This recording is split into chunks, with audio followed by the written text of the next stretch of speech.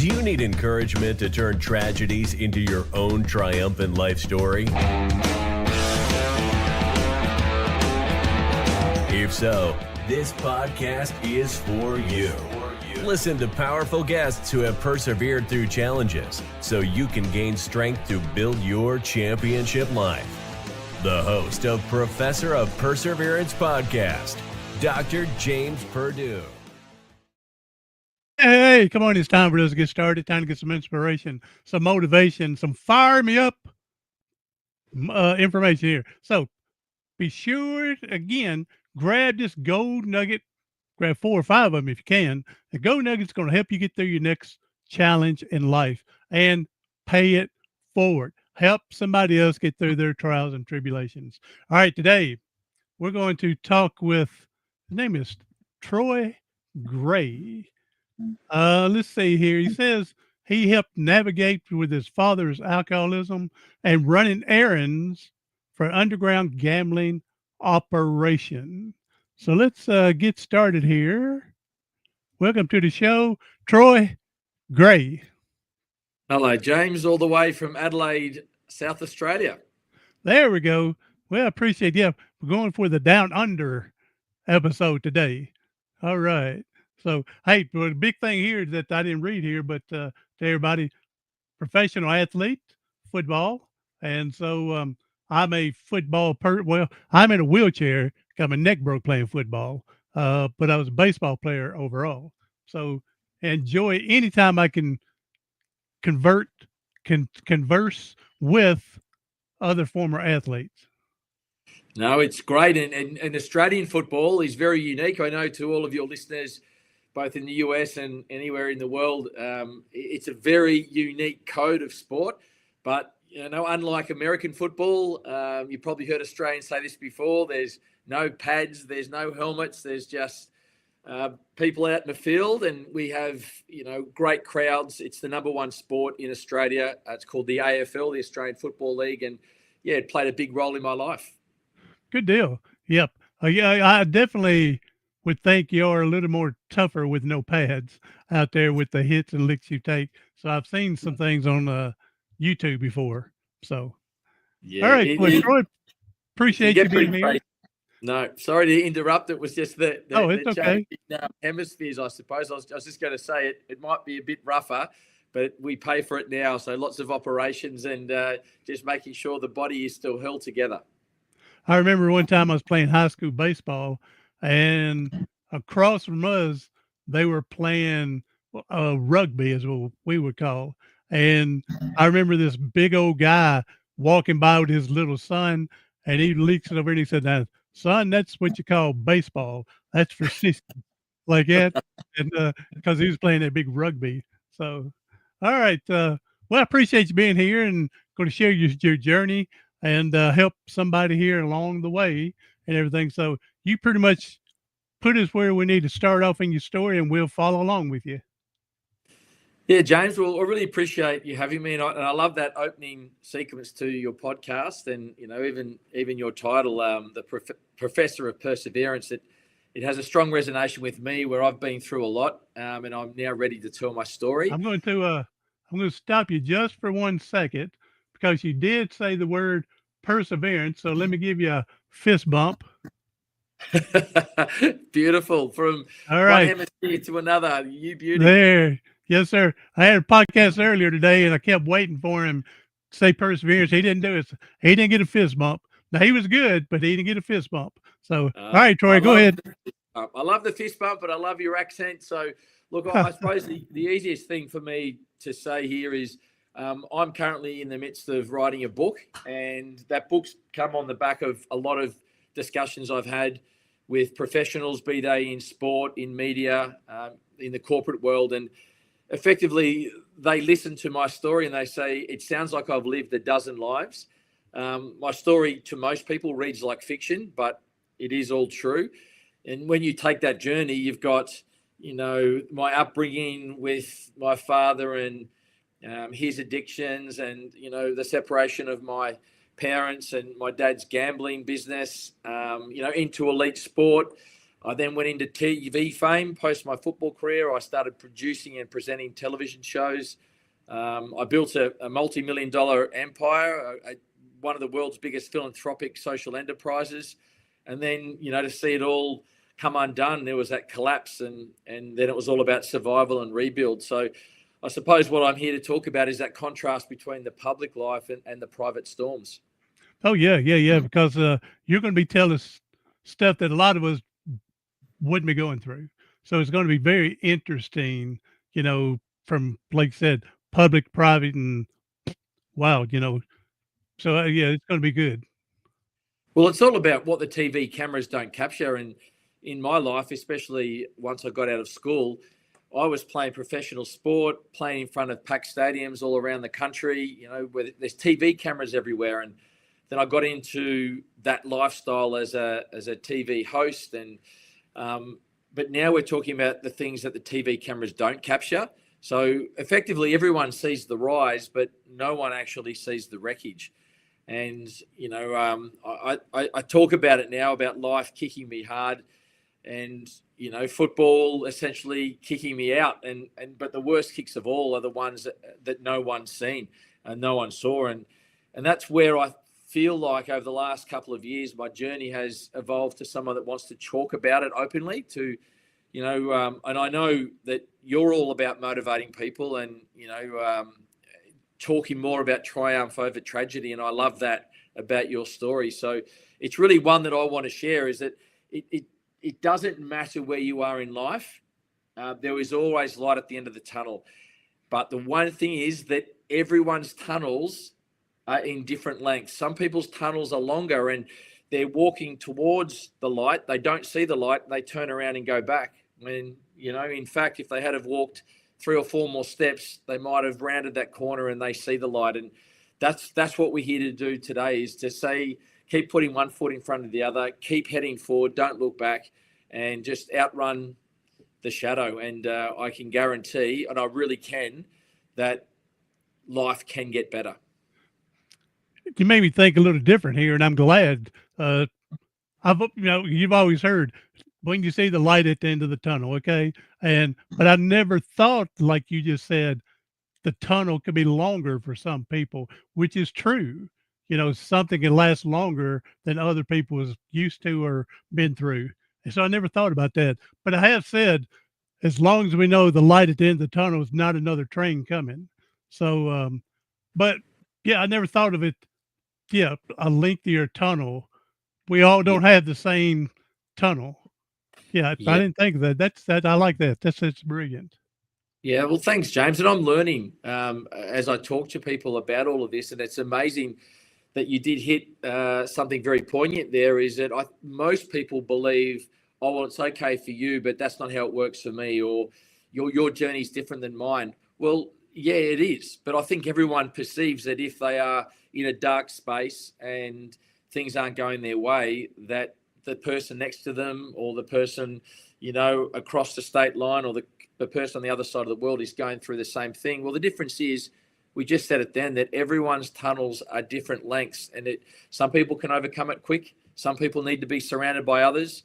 But the one thing is that, rock bottom isn't a place for you, and we need to come up with some tools, and we can talk about that, about how to go from I don't know where to go, or there is no place to go, to understanding that there is an option, and, life is worth living.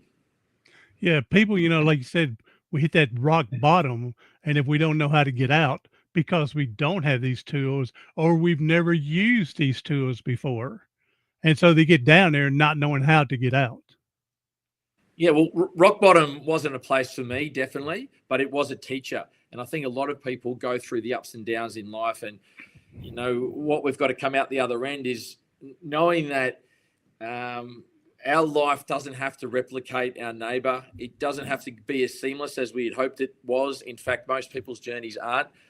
And we just have to, understand that we can overcome these obstacles. I know I talk about it a little bit more, but, losing everything, it didn't break me, it revealed me. And I think what we end up doing is discovering who we are, especially when you've lost the accolades or the job titles or the money or the persona.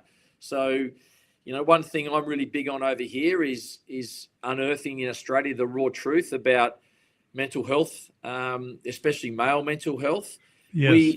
We in Australia, suicide is twice the national road toll. So we're losing, in a small country, we've only got 25 million people here. We're losing over 9 people a day, 7 of those being male. And that number is only increasing. And, I'm amazed because my television background enables me to look at advertising and look at the way that messaging comes across. And if we talk about the national road toll, the people that are dying on our roads, there are advertising campaigns and information on at every second ad break. They're on every platform, every medium, but you won't find anything necessarily highlighting the fact that there is a growing mental health crisis, not just in Australia, but around the world. So, now is the right time to tell the truth, not just for me, but for everyone. And, we need to think about our own stories and other people's stories. It's amazing when you said twice the national average. Do you find that it's more men than women, or close to equal, men and women? In Australia, it's for the 9 on average that are lost every day, 7 are male. So it's definitely a male-dominated issue. Men in Australia, we're I suppose perhaps similar to most places in the world where we are told to grow up and to be tough, to perhaps hide our emotions. It is weak to cry. Mm-hmm. That is all changing. I can definitely see the change. It is huge and it is fantastic. But, I go back to my life because it's easy to discuss mine than talk about someone else's. But fame is loud and pain is silent. So, when you're losing money or reputation or identity, it's really tough, especially as a male, to know whether you can lean on someone, to be open and honest about it, or are you going to be judged for being weak? And I think, we are seeing a shift there, and we need to encourage, whether you're male or female, the number one thing you need to do is talk. If you don't think you have someone, you can find someone, and you need to find someone, because being around others and being able to talk and unload some of those burdens, it's going to assist you in a great way. Yeah. Like you said, with us men growing up, we're taught we fall down, put dirt on it, rub it on, and let's move on. Yeah, we don't told not to cry and not to open up. Yeah, we hold everything in, when in reality we need to be able to find someone we can trust to talk with. Okay, someone we know that's not going to backstab us and not have to worry about what we say. Yeah, exactly. It's Yeah. I attempted suicide 3 times in 3 days. That's how bad I was ready to go. Okay. And the last time they found me sucking carbon monoxide out of my van in my garage, and was in the hospital for 7 weeks. So my psychologist told me that, James, for whatever reason, God didn't take you. You got a purpose. Get out there and tell your story and help other people. So that's one reason why I started this podcast, is to help other people get their stories out. And so I'm glad you're bringing this topic up. And here in our country, we have a hotline for suicide, and it's 988. So anyone that's struggling, 988, just dial that, talk with someone. And again, if you don't want people to know who you are, lie about your name, that's okay. But you got to be honest on what you're going through for them to be able to find help for you. So, Yeah. Well, James, I'm really proud of you, mate, for sharing that story. I'm sure it's not easy to talk about, and I'm glad you're here, and I'm sure there's people that have benefited from the positivity and the interviews like this. So that's why I really appreciate you having me, and I'm really glad that we can connect, because you're someone that's had real life experience, and you've been through so much, and your positivity and the way you're able to motivate people, it's an inspiration. So world's a better place for having you in it, mate. I appreciate it, and the world's a better place for having everyone in it. And I think what you're saying resonates with all. yeah, everybody just take a deep breath sometimes. And again, this too shall pass.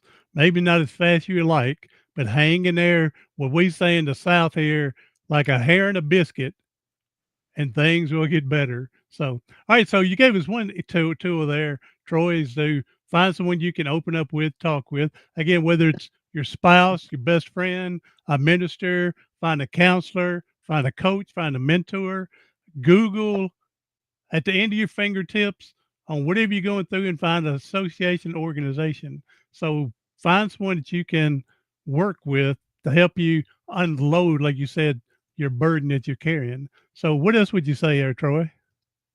Well, one of the things that's definitely worked for me, and I see it works for a lot of others, is just having a look around occasionally. So whether that's just putting yourself outside instead of keeping yourself isolated and inside, go outside and look up in the sky. I mean, even if it's a dark grey day, there's probably birds flying around and animals moving past and people walking past. And if you just sort of take in a little bit of what's happening around you, that's one thing I would say is if you're able to go for a walk or to do some exercise or just get yourself from inside to outside, I highly recommend that. And, you know, it's one of the things, some of us aren't naturally social. A lot of people say, well, it's not really in my DNA to go searching for people to talk to. But you will be surprised, because one thing I've learned is that when you're talking to someone, that person that's listening can actually benefit from the conversation as well, because a lot of us do enjoy being there to help others. We do enjoy you trusting us with your story. And so don't think you are going to be stepping on anyone's toes or making life difficult for them. If you go to them and you're open and you're honest, I'd be surprised if there was anyone that would hear a story, especially something of someone in pain, that would turn their back on you. They might say something to you or do something for you that totally changes your day, and in turn might even change the course of your life. And a lot of people, they want to help you, but they don't know what to do if you don't ask. And see, I grew up, again, with my situation, is to be tough and rough and don't ask for this help. And which I'm learning is it's not a weakness to me now. That's a strength to know what your weaknesses are, to ask for help. Okay. The people that are billionaires, they didn't just go do the work and be billionaires. They had other people with them, whether that's their mind groups or buddy they talked with. They didn't work. Can't win the Super Bowl without your teammates. Can't win the World Series without your team. Can't win Australian football. I forgot what you called it, without your teammates. So, yeah, there's people out there that want to help, but they don't know what to do if you don't ask for it. And listening is a skill in itself, and one that a lot Yes. of us, although we want to help, we're not necessarily equipped. We might hear something and then we jump in and we're trying to fix it. A lot of people, when they're talking, they don't necessarily want you to fix anything. They just want you to listen, and it gives them a catalyst to just unload that burden. And I suppose the other thing is too, it's the types of people, you know, we tend to pigeonhole who we think is suffering in life, and we might base that on economics. But we know, and, you know, America in particular know, there's been people that are wealthy, that have held fame, that have gone down the path, you know, of mental health issues and even taken their own lives. So what tends to happen is, it doesn't matter where you are in life, people read the headlines. So in other words, they might see you going off to work or with your family, and they presume that you've got everything you need and you're surrounded, your life's great. But what they have the inability to read is the truth. And the truth is that that person is not traveling so well. And sometimes the signs are just not there. And I've seen that all through my life, but be it in my family, and then right through into professional football, and even in the television space, where these people with fame that tend to have it all, or seem to have it all, you know, have their own burdens, have their own issues. So no one... Got your own demons. No one can escape it, and we just need to be honest and say that it exists. And that's one of the things that when I founded Strikeout Suicide, I did it with the help of a lot of famous sports people in Australia, and even people from, the corporate space or the media space. And what we're trying to say is that, it doesn't matter who you are or where you are. You've just got to understand that it exists. And I'm trying to destigmatize the word suicide. I still think now, if you say the word suicide, it unfortunately evokes a really awkward reaction in those around you. And I understand why, 100% why. There are even in the television space where I've been part of shows that they've had to think about, do they want to talk about my campaign, and do they want to hear about, what we're trying to do, because they think it might trigger people. Whereas I'm trying to say, isn't it amazing? There's still a very heavy stigma attached to the word. And until that stigma is removed, I don't think we'll be able to move forward as a society, because we are still trying to bury it under the carpet. And if it happens, well, it happens silently, but it's not. It's getting worse, and it's happening publicly. And talking about it is okay, because we're not talking about how it's done. We're talking about it exists. How do we see the signs? What are some tools for us, either as a listener or someone that's going through it ourselves? I'm amazed that we haven't destigmatized that word and built a bridge to enable us to discuss it more openly. Yeah, people wait too late with the suicide, and all of a sudden they're just thinking, well, they've gone crazy, not thinking about what other things that brought them to this. It's all of a sudden they're crazy. So, that's the way I was brought up when you heard that word. Oh, they got something mentally off them. Well, yeah, but why? Let's figure out why so we can help them. So I think you're right that times are changing, because I look at it now, because when I see my therapist, psychologist, that our mind is like our body has got to be exercised. Okay. If you're just exercising your body and doing nothing else, you're neglecting your mind, and it's going to collect all the negatives and all the other bad stuff. So we need to empty out all that. So to strengthen the whole body, not just one part of it. But yeah, I think I agree with you. Times are changing. Yeah, they're changing. It just took what, 2,000 years for it to change. Yeah, well, it's because we didn't talk about it. I think we are starting to talk about it now. But look, I've got to admit, James, that I was definitely one of those that thought that anyone that had complaints or constantly was down or flat or needed attention just needed to take a teaspoon of cement and harden up. I just thought it's just think positively and you'll get out of this. But it wasn't until I got more involved in the campaign that I started seeing that it was far worse than I thought, and there were way more people affected by it. And I don't know whether more people are affected by it today than they were 100 years ago when we didn't talk about it. I don't know how we can tell if that's the case, but I think the fact that it is becoming more public and we are finally talking about it to a point, there's still a hidden, but maybe that's where it's brought to the fore and we're seeing it to be a much bigger issue than perhaps we thought.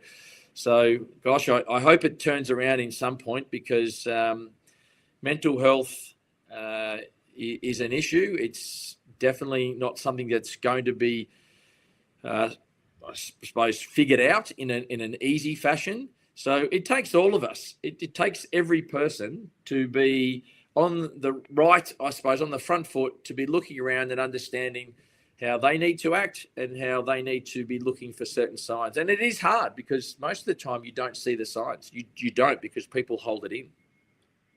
Oh, yeah. And what I found when I got so deep down is the people that surround you, your loved ones, your best friends, whatever, they see through your act. Okay. That you're trying to be brave. You're trying to be in front of them, even though you're keeping everything inside. They see and recognize you're not you. So they need to open up as well to find out what's going on. And again, it's getting this information out to let people know that more about it and what to do. Now, you mentioned your foundation, Strike Out Suicide. Now, did you get involved with this suicide because you knew someone personally that, and then now you want to do something about it, or just all of a sudden you're going, this is a crappy world, but we got to do something about this? Well, it goes back to when I was at the height of my professional football career. I was 3 years into playing for one of the biggest clubs in the country, the Sydney Swans. And my father, when I was 21 years of age, he took his own life. I was training. I was asked to leave the training track. Some of the coaches informed me of what had happened. And so, I was put on a plane. I fly back to my hometown.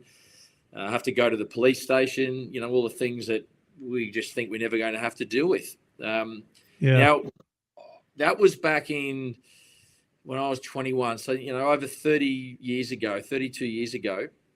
And it wasn't until the last couple of years that I actually have spoken about this. Not even some of my closest colleagues, teammates ever knew, because when it all came to fruition, I really struggled. In fact, I not only can't remember a lot about the funeral service, which was huge, I just shut it off. I buried this thought in the whole process somewhere, and I didn't realize until, about 3 years ago, when I hadn't told anyone about it. If anyone asked me about my father, it was so much easier to say, oh, he had an accident, or a heart attack or something, where people just nod and then we move on to the next conversation. And anyone out there that knows about suicide or has been impacted by it, if you bring that up in conversation as to having lost a loved one, it becomes quite awkward. And sometimes for me, I'd prefer that not to have happened. So I would give some untruths about, why my father was no longer around. And 3 years ago, through a lot of my football career, I've had a lot of ailments and injuries, because that's the nature of the sport over here. And I'd had multiple knee operations. I'd had a shoulder reconstruction. I'd had my bicep reattached. And I was sitting outside my house, and I could use my left arm at this stage, and I had a boxing bag, and I was just sort of hitting it. And something just clicked. I don't know how, I don't know why, but at that moment, I ran back inside, or I hobbled back inside, and I registered strikeout suicide, all back on the back of a boxing glove, the striking motion. I came up with an action, which was strike out suicide, that surrounded that. I started up some social media pages, and then I went out and spoke to other professional athletes from different codes and just asked them for their support. And within the space of a couple of weeks, it just grew. And I finally had a platform to talk openly about what had happened to me and my family. And it was the most cathartic experience. And I've continued to speak in that vein and push that message, all on the back of 30 years of hiding it, and now multiple years of speaking openly about it and seeing the benefits of doing so. We have, I was listening to your story there. We have probably 7 or 8 years ago more with the NFL here, with the football, a couple of athletes that's committed suicide, but they've committed suicide in a way, and they would leave with their note for them to study their brain from taking all those hits with that CTE, I think it is. And just, they said their life just wasn't the same. It was always foggy, or they got aggressive, or whatever it was. And they just couldn't deal with it. And they would get rid of themselves in a way their brain was being attacked, so they can look at it and study it. And big cases, a lot of damage in their brain from playing.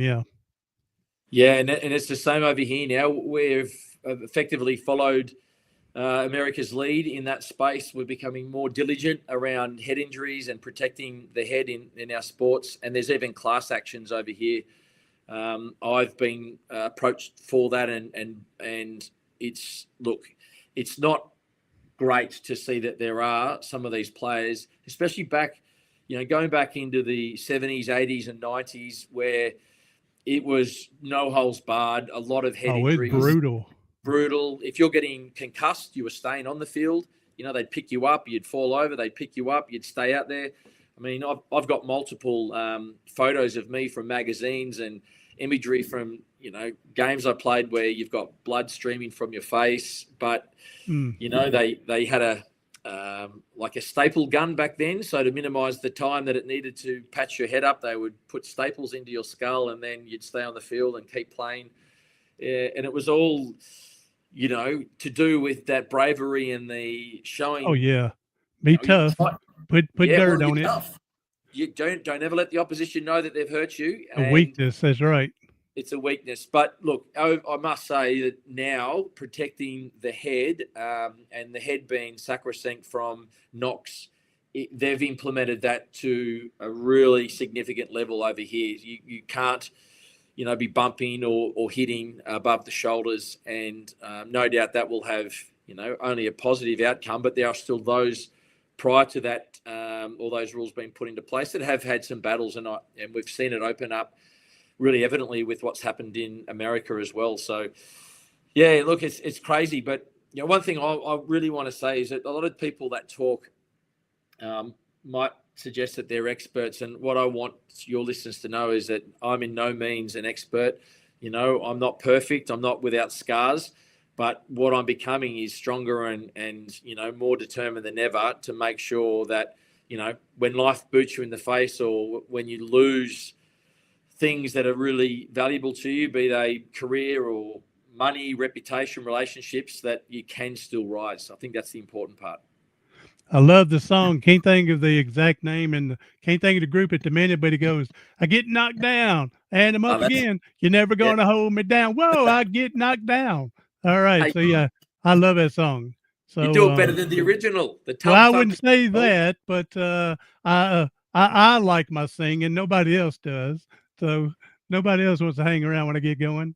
But I'm glad that you're taking a position where you're bringing this awareness for suicide to help, again, the people that's going to help in the future, help somebody tomorrow, that's going to, because of bringing this awareness out more and being able to speak about this, especially, again, men with this mental illness and needs to be addressed. So I'm glad you're doing this. Sorry you lost your dad the way you did, but I'm glad that it's going to have a positive outcome to help other people.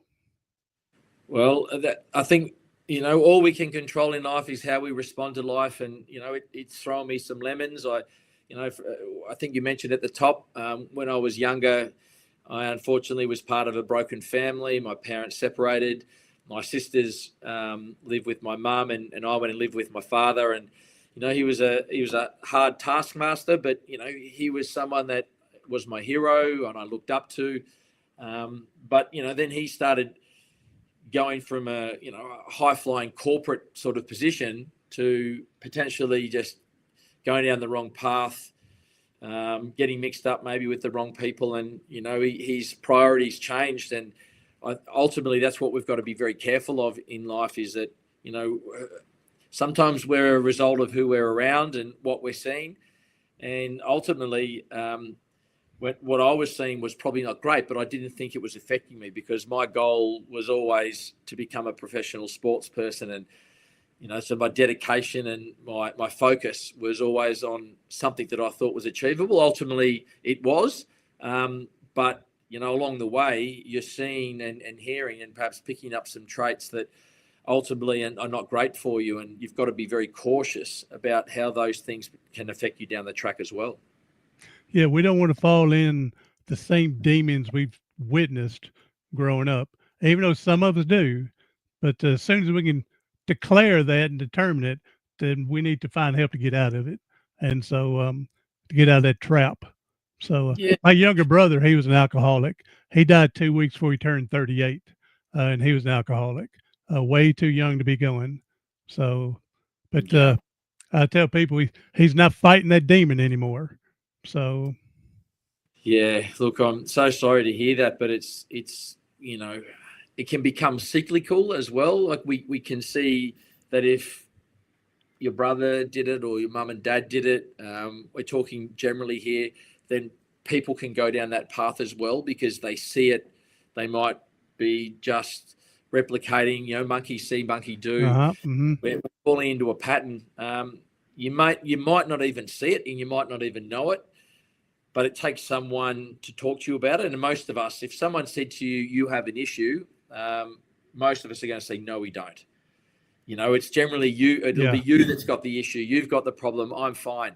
And I think anyone that's had an addiction of any sort, whether it's gambling or drinking or drugs, and the list goes on, won't know that they've got a problem until it's too late. And that's a real battle that most people are trying to overcome. And hard to overcome that if you're not surrounded by the right people, or you don't have that mindset that I can defeat this, or I have to look at ways to get myself better. Yeah, part of it is the group you surround yourself with on that, because my brother was trying to clean up, but he had this one good friend. He couldn't drink alone, so he'd go get my brother, even though he knew the health issues. Yeah, so part of it is, I hate to say it, but you got to migrate to better people that's not going to help you stay in that situation. And not that you have to say goodbye to them forever. You can still be friends with them. Just once they start whatever you're trying to avoid, hey, appreciate you, I got to go now. You still be friends with them. Just limit your time. So, and that can be hard to do, James, because sometimes yes. When we're around those people, we're having great times, or what we perceive as Exactly. great times. So removing yourself from that is not always easy. You're exactly right about that. So we know the beating we could take, but again, because the friendship is so old, been there 30 years together, it could definitely be hard to get away. You're right about that. So, all right, and your foundation again is Strike Out Suicide. Yep, and it's a national challenge. Effectively, it's a campaign to just give people hope, to destigmatize the word suicide, and to let people know that there is help. There you go. And again, we have a number 988 that we can dial on our cell phone and speak to someone. Y'all have a number that you want to give? Yeah, it's effectively, we have a number of major outlets that you can contact. Lifeline is the most prominent one, and it's really accessible. I don't have the exact number here, but Lifeline is one that you'll see quite readily displayed on most of the TV and news and radio outlets, and even on social media. But it's interesting because that's sending us to someone that we may not know, and that's not always comfortable for people. So if you're not comfortable calling the number that you said in the States, or reaching out to organisations like Lifeline in Australia, maybe just think, is there someone? It might be the person you sit next to at the bus stop that you see every day, or it might be someone that's a neighbour that you haven't spoken to for a long time. You just never know who that person is, that if you are to approach it in the right way and just bring something up and say that you're struggling, where that conversation can take you. And I can tell you this, it can't do any harm. The upside is we might be reaching out to someone that has the skills or the ears to make us feel better. Good deal. Yep, you're right. So, all right, Troy, and I appreciate you being here. I'm glad that, sorry your dad again, but I'm glad you were able to prevail and persevere through all this. And I'm definitely glad that you're trying to find a way to, like I said, desensitize the word suicide and help other people to be able to openly speak out. So, it's really my appreciate pleasure. it. Yeah, I think we've all got the same goal, James. And, as you rightly called yourself, and another fist bump coming in here, but, the professor of perseverance. I think if we can persevere, you've been through a heck of a lot, and here you are trying to help others. So, through the lens of the podcast video here, all kudos to you. Well, and you don't get a second fist bump for same perseverance again, but I'll give you a high five. High five there, bang. I'm happy with that. So, all right, man. Troy, man, I appreciate this. Hey, how much longer you got working on your book? Because you definitely need to get your book out there to help other people. Yeah, the book's called Kicked But Still Standing. It's a play on words to do with kicking in terms of our national code over here, Australian football, where we kick the ball a lot. But kicked in its metaphorical sense of, someone that's really struggling, but kicked but still standing. It just shows, and I might just leave you with this. I don't know whether it's a timely opportunity to say that from my story, we all get kicked, And life doesn't care how famous you are or how tough you are or how successful you've been or how many times that, you've smiled for the cameras. So if someone's listening right now feels like they can't keep going, I really hope they can hear me when I say that, you're not a burden. Your story is not over. You are needed in this world, even if you can't see it today. And, I'd like to think that I'm living proof that you can lose everything, be it, as I said, money or reputation, identity, hope, but you can still find a way back.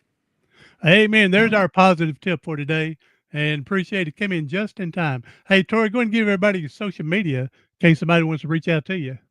Absolutely. So you'll find me at Troy Gray Official on both Facebook and Instagram. You'll find me also on LinkedIn under Troy Gray, and Gray is spelt with an A. And as far as Strikeout Suicide, you can also find that platform on both Facebook and Instagram. You'll see the arms crossed, both wearing boxing gloves. So I'd love your interaction. I'd love you to reach out to me.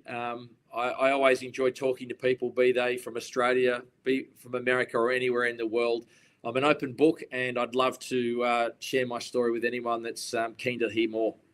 There we go. Well, I appreciate you being here and showing and sharing as well. So appreciate you that bringing this awareness. Very, very important to do this awareness. So, all right, Troy, thank you from down under. You got your rest of the day to get started. You're ahead of us. We're Tuesday now. You're in Wednesday. So Yep.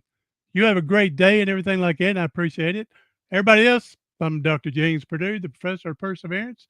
Do something today, tomorrow, something next week that's going to help you persevere past your paralysis.